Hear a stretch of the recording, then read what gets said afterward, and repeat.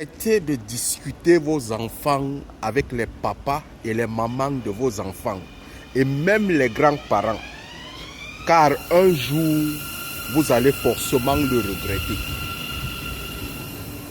Même si le papa est fou, la maman est folle, elle est idiote, elle est conne, évitez à ce qu'on puisse faire les problèmes sur les têtes de vos enfants, même si on vous a violé.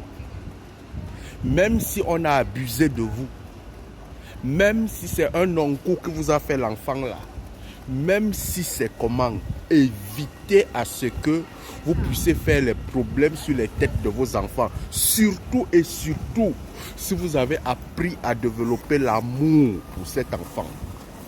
Faites en sorte que l'amour que vous avez pour cet enfant puisse dominer la haine qui a poussé à ce que l'enfant là puisse entrer dans votre ventre, ou sinon que vous puissiez faire cet enfant. Laissez cet amour là dominer.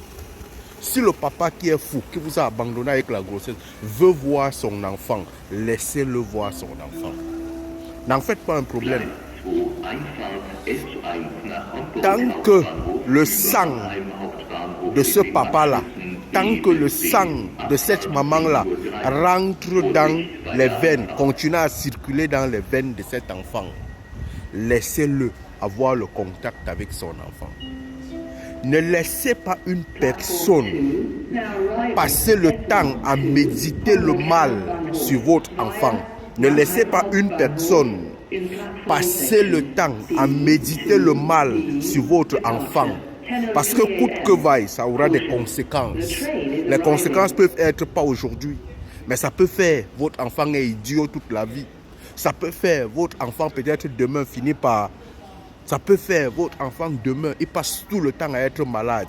Ne laissez pas une personne passer le temps à méditer le mal sur votre enfant. Si vous avez développé l'amour pour l'aimer et que la personne qui a fait cet enfant le réclame un peu, laissez-le de temps en temps, au moins avoir le contact. Vous, priez pour qu'il ne puisse pas détruire votre enfant. C'est tout l'essentiel. Allume ton cerveau, mon